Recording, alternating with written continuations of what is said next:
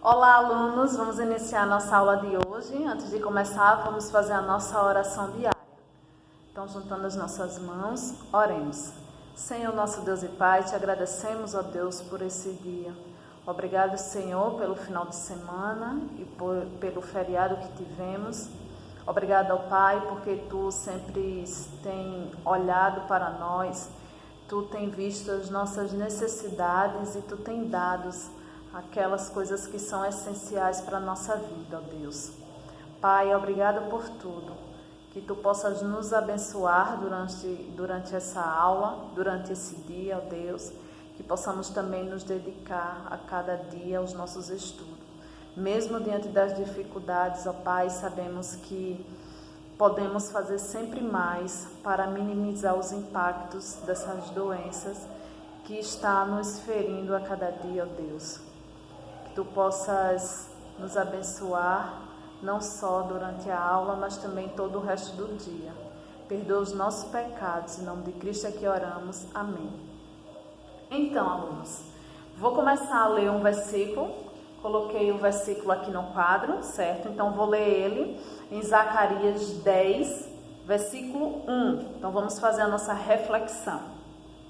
Diz o seguinte a palavra de Deus: Pedi ao Senhor chuva no tempo das chuvas serôdias, ao Senhor que faz as nuvens de chuva, dá aos homens aguaceiro e a cada um erva no campo. Então a gente mostra aí, que Zacarias, fala que Deus vai dar ao seu povo tudo aquilo que é essencial para eles. Então vai dar chuva, para que eles possam produzir ervas, para que eles possam produzir seu próprio alimento. Então a gente vê que Deus nos dá aquilo tudo que é essencial para a nossa vida. Às vezes a gente até pede a Deus determinadas coisas, mas Deus, Ele sabe o que vai ser essencial, o que realmente a gente precisa. Às vezes a gente pede além do que nós deveríamos ter. Então Deus, Ele nos dá aquilo que Ele vê que é essencial para as nossas vidas. Então Deus vai dar aquilo que nos cabe. Então, às vezes a gente não percebe, mas Deus está nos dando a saúde, está nos dando a chuva, A gente não está plantando, mas a chuva Ele está nos dando para que a gente possa ter o alimento aqui comprar. Mas Ele também nos dá a nossa saúde para poder trabalhar e buscar o nosso próprio alimento, tá certo? Então a gente tem que ver a mão do Senhor no contexto geral, em coisas mínimas, em coisas básicas, Não só naquele bem que a gente quer adquirir tanto, mas para a gente ter aquele bem, a gente precisa do básico, a gente precisa de uma saúde, a gente precisa de uma alimentação, a gente precisa ter a nossa vida toda controlada por Deus. E Ele sabe de todo esse controle e aquilo que vai ser essencial para que a gente adquira cada coisa, tá bom? E, lendo novamente esse versículo, a gente vai ver que, fazendo uma ponte com a nossa aula de hoje, falando sobre clima, falando sobre vegetação, a gente vai ver aqui que em Zacarias o povo já está retornando da Babilônia, Então o povo estava sendo escravo na Babilônia e agora ele estava sendo liberto. Então Deus estava dando uma promessa ao seu povo, que aqui nesse versículo ele retrata que ia dar a terra ao povo de novo, de Israel, e que lá ia ter chuvas, águas, para que eles pudessem fazer o seu plantio e o seu próprio alimento. Por que eu estou falando também nesse versículo diante do nosso conteúdo? Porque o nosso conteúdo ele fala sobre o clima. Lembra, turma, que a gente já tinha estudado sobre o clima lá em geografia? Então, a gente tinha visto sobre o clima, na previsão do tempo. Então, a gente sabe que o clima ele é importante para a previsão do tempo, para que a gente possa saber se vai chover ou não.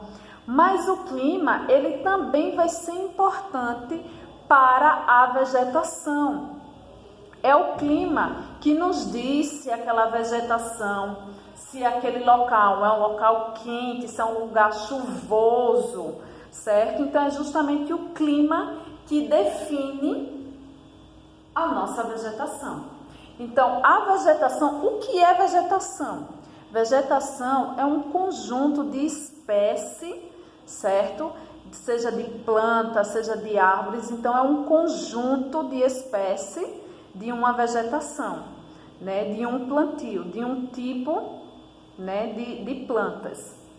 Então, na nossa vegetação, a gente vai ter aqui algumas vegetações no Brasil, que vai ser o cerrado, que vai ser a caatinga, a floresta equatorial, manguezal e campos. E dentro da nossa região, gente, a gente vai ver que cada região vai ter um tipo de vegetação diferente. Por quê? Porque o clima do nosso país, ele é diferente em cada região. Vai ter região que é chuvosa, vai ter região que vai ter o equilíbrio entre chuva e sol. Vai ter região que aí já é mais quente do que as outras. E aí vai variando de cada região, certo? E isso vai ser justamente importante, não só para a vegetação, mas o tipo de solo, ele é importante para definir aquela vegetação. O tipo de clima que eu já falei também, né, que vai definir a vegetação daquele local. Vai também depender dos... Lembra que a gente estudou sobre planaltos, planícies, depressões? Então, também vai ser importante para um tipo de vegetação, né? E aí a gente começa com o cerrado. Qual é a característica de uma vegetação que é chamada de cerrado? Então, vai ter campos, árvores pequenas, baixas com troncos retorcidos. Então, uma região que normalmente tem os campozinhos, tem aqueles capins com árvores baixas, pequenas, e o tronco da árvore é retorcido, então a gente tem a característica de um cerrado, certo? A gente vai ter uma característica também de um lugar que se chama caatinga, certo? E qual é a característica da caatinga? São plantas com espinhos e com folhas grossas que armazenam água, certo? Então, essa vegetação já é um tipo de vegetação de um lugar mais quente, certo? E esse tipo de caatinga de vegetação, ele resiste ao calor em lugares que tem poucas águas. Por quê? Justamente por causa disso, que essas plantas, elas têm o poder de armazenar águas dentro das suas folhas. Então, ela resiste, né, ao calor, a um lugar que é pouco chuvoso, certo? Um exemplo de plantas da caatinga é o cacto. A gente pode criar cacto aqui na nossa região só se for dentro de casa, onde a gente pode controlar a quantidade de água. Porque se o cacto ele leva muita água, ele vai morrer, certo? Então, por isso que é importante. O cacto, ele não vai ser bom para um tipo de vegetação de cerrado, né? Ou um tipo de clima do equatorial, por exemplo, porque são lugares que tem água, né? Cerrado já é um pouco mais quente, ok? Então, ele pode até resistir no cerrado, mas numa floresta equatorial ou num manguezal, onde tem mais água, então é mais difícil que um cacto resista, certo? Então, quando a gente vai fazer alguma plantação, quando os pais de vocês vão fazer alguma plantação, eles vão saber se aquela planta pode levar muito sol, né? Se ela pode ficar dentro de casa. Por quê? Porque é um tipo de clima de uma planta. Se você bota uma planta que tem que levar pouco sol, se você planta ela num lugar que tem muito sol, ela vai morrer. Assim também é a nossa vegetação em uma região. Se a gente botar um tipo de planta que ela gosta mais de sol, que ela é resistente ao sol e a pouca água, se a gente coloca em um lugar que tem muita água ou muito úmido, ela morre, tá certo? Então, depois da caatinga a gente vai ter a floresta equatorial. Então, a nossa querida Amazonas é um tipo de floresta, certo? Equatorial. Por quê? Nessas florestas equatoriais, gente, né, normalmente se tem árvores muito extensas, com em torno de 30 metros de altura. Veja só, são árvores bem grandes, não é isso?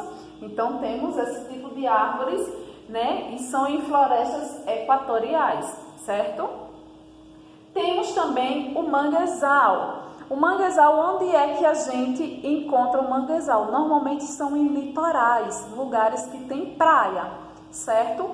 E uma característica do manguezal são lugares que alagam.